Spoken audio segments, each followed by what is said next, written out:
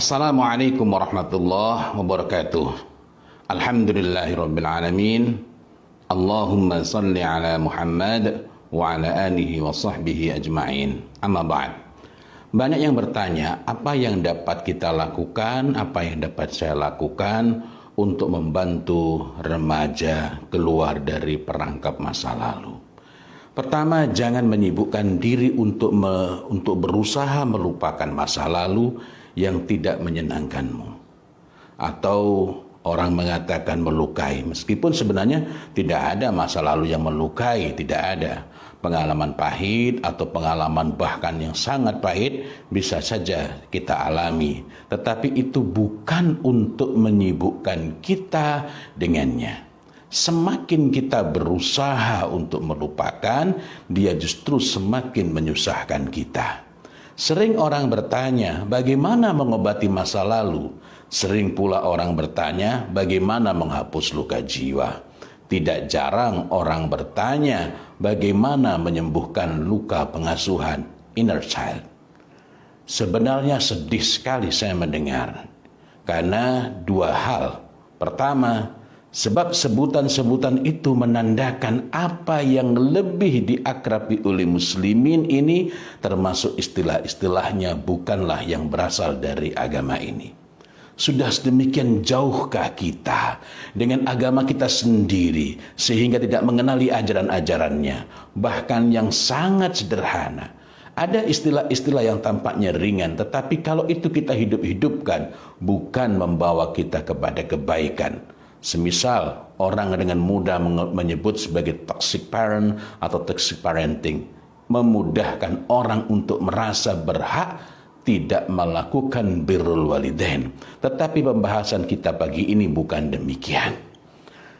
Yang kedua, asingnya muslimin dengan agamanya sendiri itu sehingga mereka fasih menyebut istilah inner child, yang istilah itu justru lahir dari orang yang bermasalah jiwanya, malah menjadikannya kian terperangkap dalam derita dan akrab dengan subhat-subhat. Lalu apakah kalau begitu, ada yang pernah dalam suatu kesempatan saya menyampaikan ini, lalu orang mengatakan, oh memangnya kita cuma suruh tawakal saja. Bukan demikian. Bukan demikian. Agama ini terlalu luas untuk hanya disebut tawakal saja.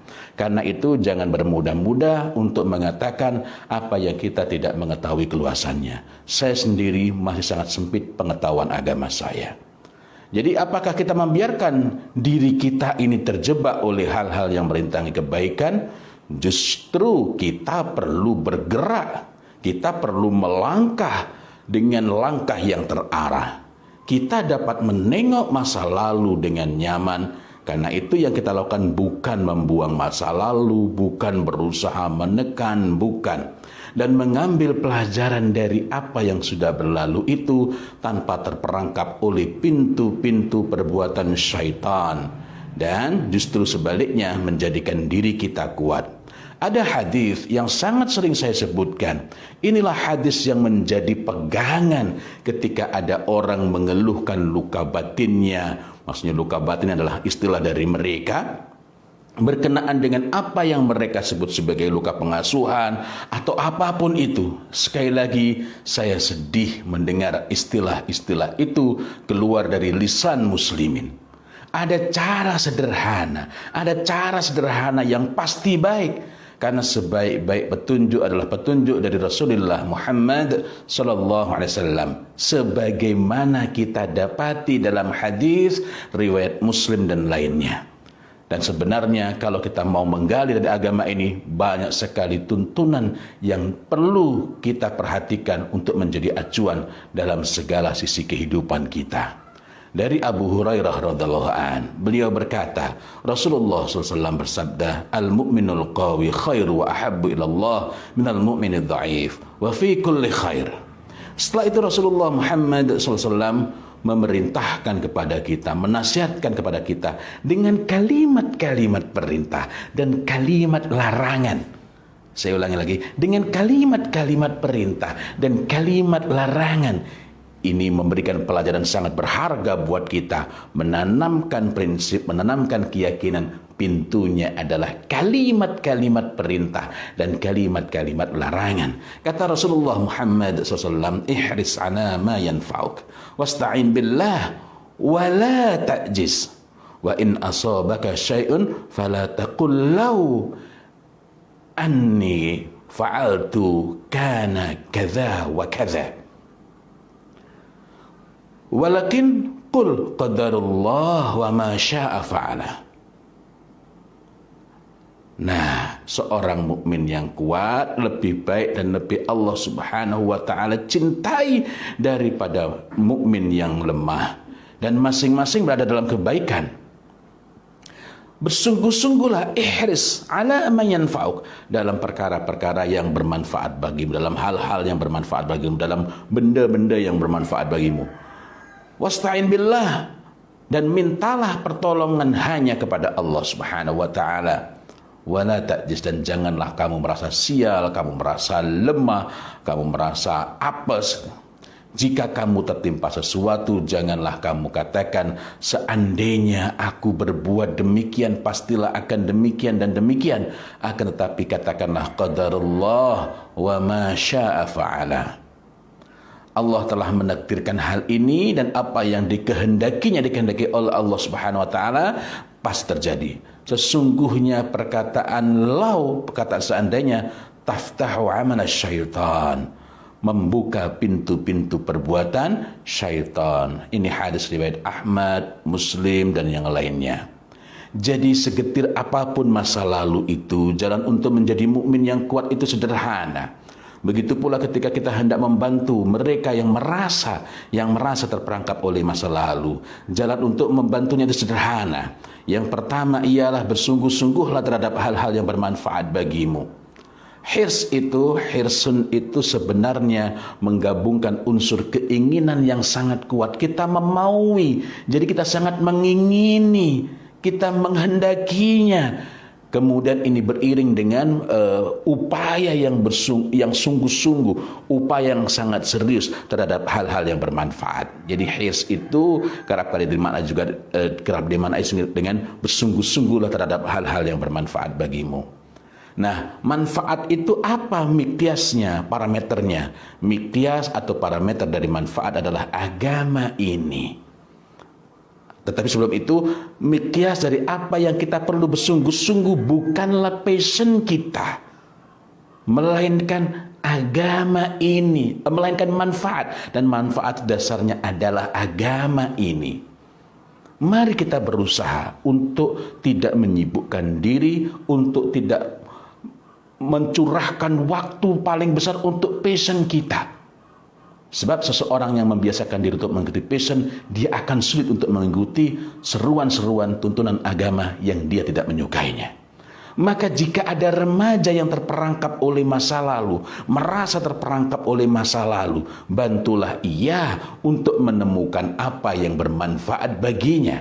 Bermanfaat menurut agama ini dan bermanfaat untuk menentukan langkah-langkah ke depan.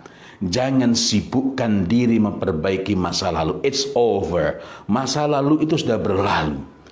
Kita tidak dapat merevisi masa lalu. Sebagian orang merasa dapat memperbaiki masa lalu, tetapi sesungguhnya mereka sedang menipu diri mereka sendiri. Bukan masa lalu yang mereka perbaiki, bukan, sama sekali bukan.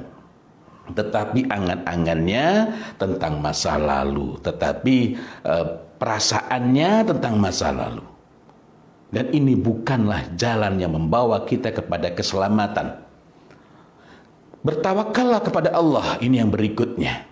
Bukan kepada diri sendiri, bukan pula kepada ikhtiar. Kita perlu perbaiki ikhtiar, kita perlu sempurnakan ikhtiar, kita perlu perhatikan cara kita. Tetapi tawakal kita bukan kepada ikhtiar, bukan pula kepada cara, bukan kepada asbab-asbab. Maka beriring dengan hirs ala manfaah, kuatkanlah keyakinan kepada remaja yang memendam dendam kepada ayahnya misalnya, kepada emaknya misalnya, atau lainnya di masa lalu untuk isti'anah. Rasulullah Muhammad SAW perintahkan wasta'in billah. Jadi bersungguh-sungguhlah meminta pertolongan kepada Allah Azza wa Jalla. Berikutnya ingatlah bahwa Rasulullah Muhammad SAW memerintahkan pula dengan kalimat larangan, wala ta'jiz, dan janganlah kamu merasa lemah, janganlah kamu merasa sial. Ingatlah bahwa Allah Subhanahu wa Ta'ala Maha perkasa, Maha menolong, Maha kuasa. Kepada yang Maha perkasa, Maha kuasa, itulah kita memohon pertolongan. Allah Subhanahu wa Ta'ala tidak memberi beban, tidak pula memberikan ujian kecuali sesuai kadar kesanggupan kita. Berikutnya lagi, ini sangat penting dan perhatikan dengan sungguh-sungguh. Rasulullah SAW bersabda, wa in asabaka syai'un fala taqul lahu.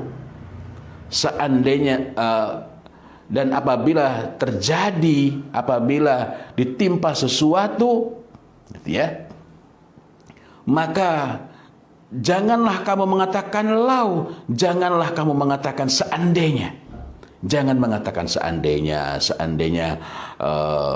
aku kemarin itu melakukan ini atau itu, seandainya coba dulu begini ya, seandainya aku berbuat demikian dan demikian, kana kaza wa kaza, maka pastilah akan begini dan begini, demikian dan demikian.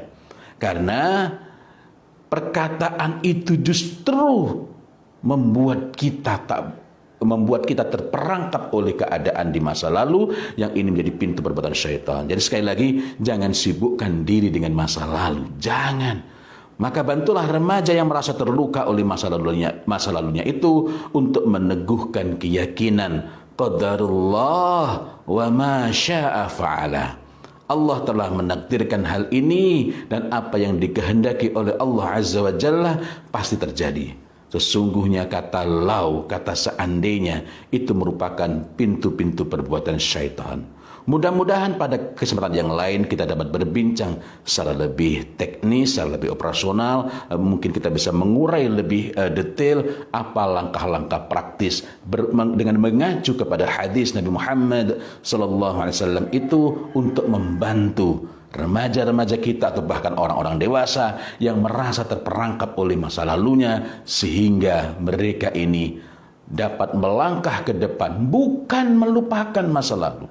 Sebagaimana mudah-mudahan kita diberi kesempatan oleh Allah Subhanahu wa Ta'ala untuk membincang betapa sangat berbedanya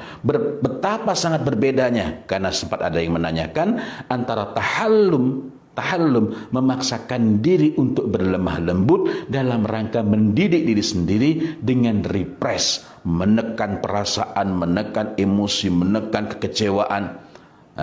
Yang ini memang sangat rawan terhadap problem-problem emosional dan problem-problem mental yang lebih serius.